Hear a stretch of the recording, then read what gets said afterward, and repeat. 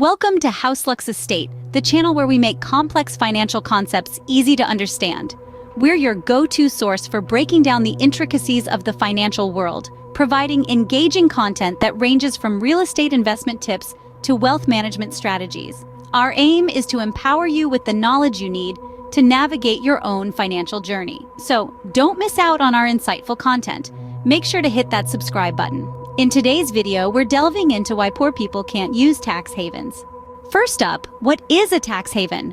A tax haven, in essence, is a country or jurisdiction that offers minimal tax liability to foreign individuals and businesses. But there's more to it than just that.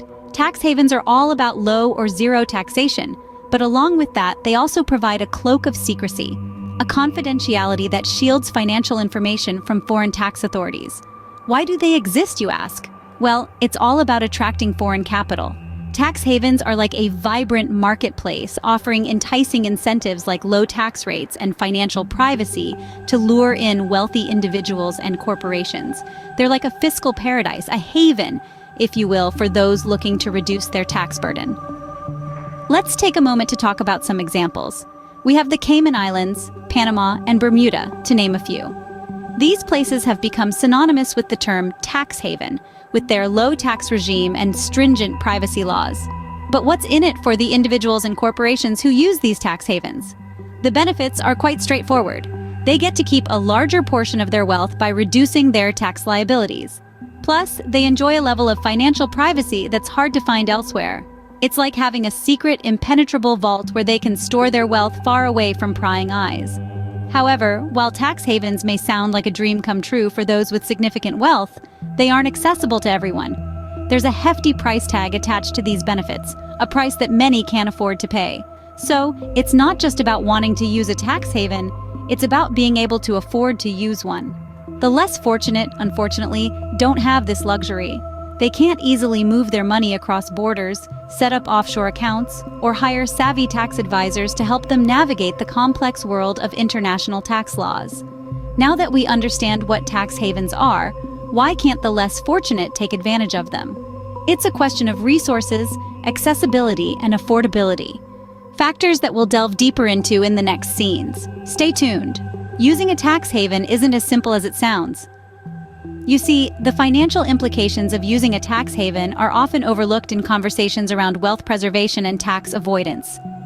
It's not just about finding a country with low tax rates and stashing your money there. The process is far more complex and costly. Firstly, there's the cost of setting up offshore accounts.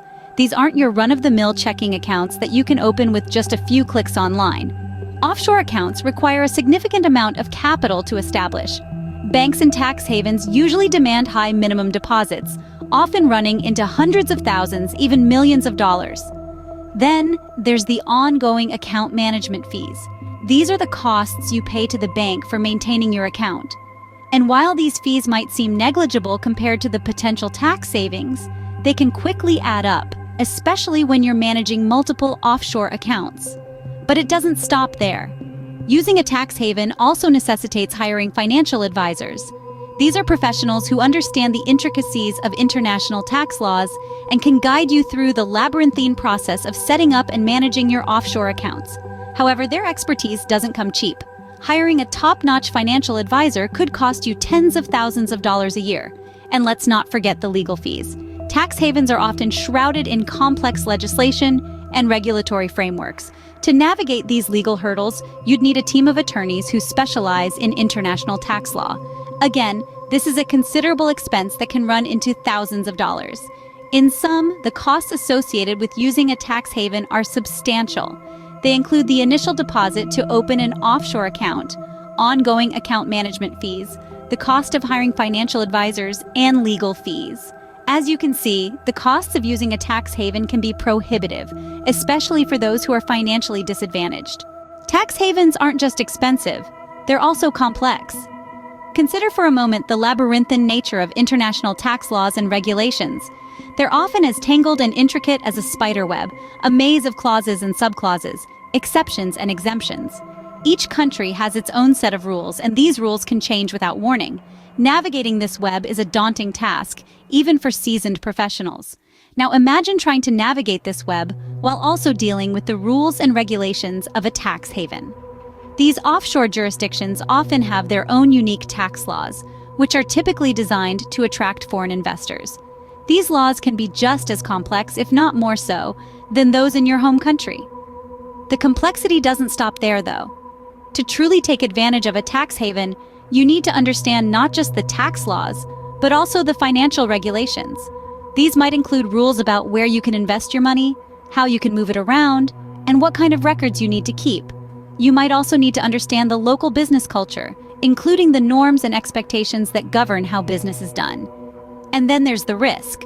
The legal and financial landscape of a tax haven can change rapidly and without warning. A change in government, a shift in international relations, or a new piece of legislation could all potentially turn a tax haven into a financial minefield overnight.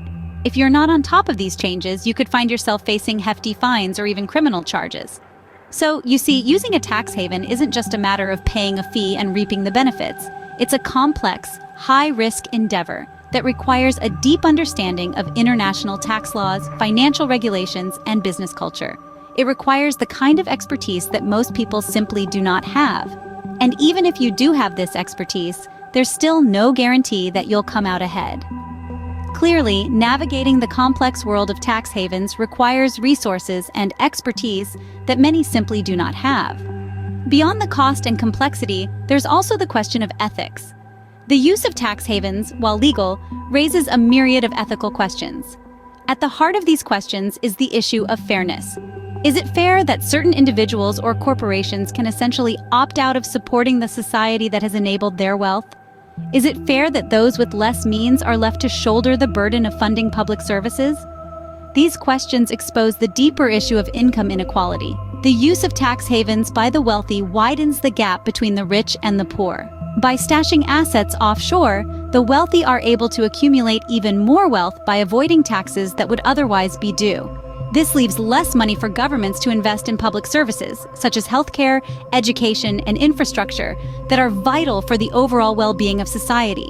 Moreover, the use of tax havens can also deprive governments of valuable resources.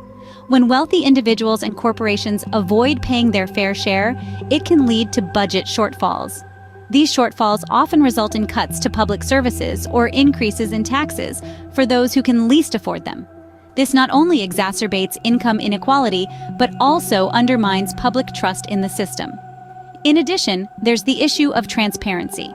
Tax havens often have lax reporting requirements, making it easier for individuals and corporations to hide assets and engage in illegal activities, such as money laundering or tax evasion. This lack of transparency can erode public trust and contribute to a culture of corruption. Finally, there's the moral question. Is it right to exploit loopholes in the tax system for personal gain, while others are left to shoulder the burden?